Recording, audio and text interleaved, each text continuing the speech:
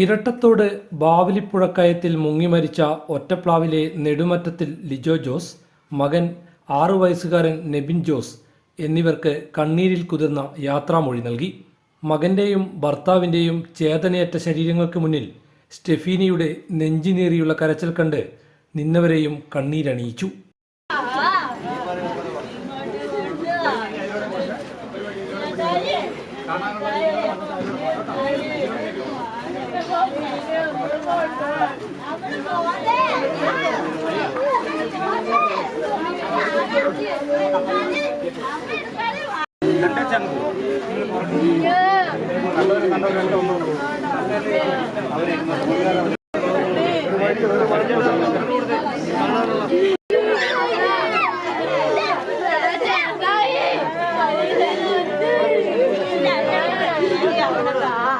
അവർക്കിരിക്കാൻ ഈ ചേർന്ന ആൾക്കാർ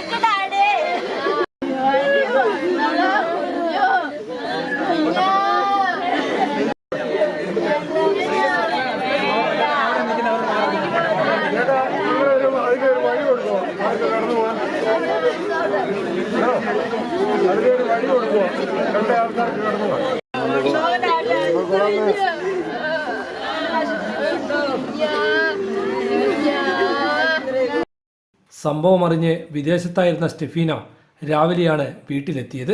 അച്ഛന്റെയും മകന്റെയും ചേതനയേറ്റ ശരീരം ഒരു നോക്ക് കാണാനും അന്ത്യോപചാരം അർപ്പിക്കാനും ആളുകളുടെ പ്രവാഹമായിരുന്നു വീട്ടിലേക്ക്. ശനിയാഴ്ച രാവിലെ 11:30 ഇരട്ടത്തോട് ബാവലിപ്പുഴയിൽ അതിദാരുണ സംഭവമുണ്ടായത്.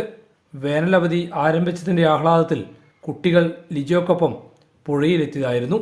മകൻ നെബിനെ ചുമലിരുത്തി പുഴയുടെ നടുവിലേക്ക് കുളിക്കാൻ ലിജോ നടന്നു പോകുന്നതിനിടെയാണ് അപകടം സംഭവിച്ചത്. ശനിയാഴ്ച പരിയാരം മെഡിക്കൽ കോളേജിലെ പോസ്റ്റ്മോർട്ടത്തിന് ശേഷം വീട്ടിലെത്തിച്ച മൃതദേഹത്തിൽ 100 കണക്കിന് ആളുകളാണ് അന്ത്യോപചാരം അർപ്പിക്കാനായി എത്തിയത്.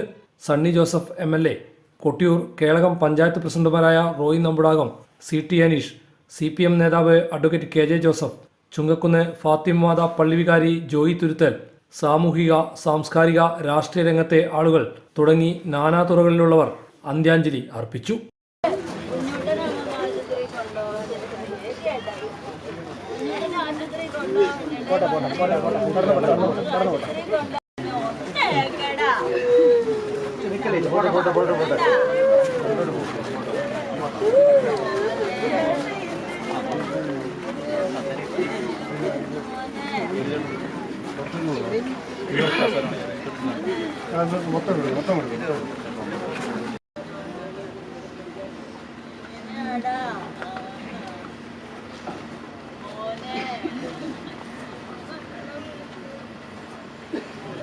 ഒറ്റപ്ലാവ് അൽഫോൺസ പള്ളി വികാരി വിനോദ് പ്ലാക്കാനിക്കുഴി, എറീക്ക ഭവൻ വികാരി ഫാദർ ഐഫൻസ് തറപ്പേൽ എന്നിവർ സംസ്കാര കർമ്മങ്ങൾക്ക് നേതൃത്വം നൽകി.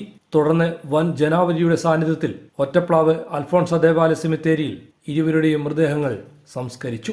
ഇരിട്ടി AJ ഗോൾഡ് ജീവനക്കാരനായിരുന്നു ലിജോ. നെബിൻ തലക്കാണി ഗവൺമെന്റ് UP സ്കൂളിലെ UKG വിദ്യാർത്ഥിയും. ഇരുവരുടെയും അപ്രതീക്ഷിത വിയോഗം ഒരു നാടിനെയാകെയാണ് ദുഃഖത്തിലാഴ്ത്തിയത്. Hivision News, Kelakam.